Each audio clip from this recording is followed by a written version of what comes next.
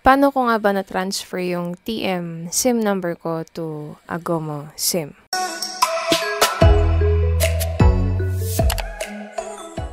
Tuturo ko sa inyo yun syempre para may makontent ako. At sana, after nito, makapag-subscribe kayo sa akin. Paano nga ba ako nakapag-transfer from TM to Gomo SIM? Madali lang naman siya. Parang wala pang 5 to 10 minutes na tapos ko na yung application ko. Unahin muna natin yung mga kailangan mo para makapag-transfer from TM to Agomo SIM card. Syempre, unang-unang kailangan mo is yung Gomo SIM. Yes po, kailangan po ng Gomo SIM.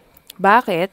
Kasi ayun yung gagamitin ni Gomo SIM para matransfer yung number mo from TM to Gomo. Pangalawang kailangan mo is yung, syempre, yung Gomo app. Kasi dun mo ipaprocess yung pagtatransfer from TM to Gomo. Pangatlo, kailangan mo ng valid ID. Kasi yung valid ID na yun, ayun yung gagamitin mo para irehistro ulit yung SIM card mo. Kasi kapag goods na yung application mo with Gomo na may transfer yung TM SIM mo to a Gomo SIM, matik yun. Kailangan mong irehistro yung number mo to Gomo SIM card, Gomo network. Paano ko siya ginawa? Pumunta lang naman ako dun sa Gomo app. Pag login mo, punta ka sa account. Pag nandun ka na sa account, i-click mo yung switch to Gomo, tapos may makikita ka dong apply now. Pag click mo ng apply now, kailangan mong ilagay yung TM number mo. After nun, merong mga details na kailangan mong sagutan at kung mapapansin mo, merong USC. Yung USC, yan pa rin yung number mo from TM. Tatanggalin mo lang yung 0 sa unahan at yung huling number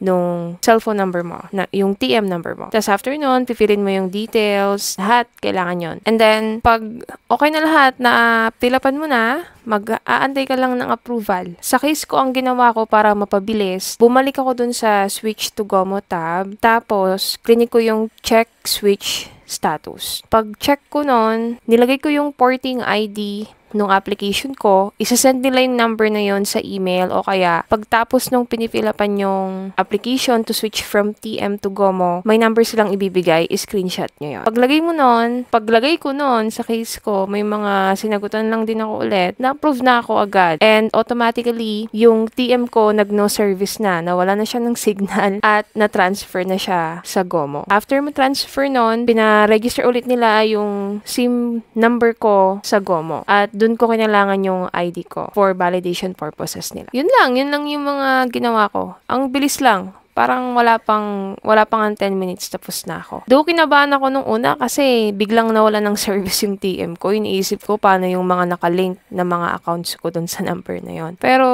okay naman pala, napakadali lang. Kasi alam ko before kailangan mo pang pumunta ng mga branch ng network provider or wala talagang way to transfer your number from a network to another network. Pero ngayon meron na. Sobrang convenient nun for me. Lalo kung gusto mo talaga mag-switch from another network to another network provider. Sana makatulong talaga to sa inyo at kung nakatulong man to, again, huwag niyong kalimutan mag-subscribe sa channel ko. Napakalaking bagay nun. Yun lang ulit. Bye-bye!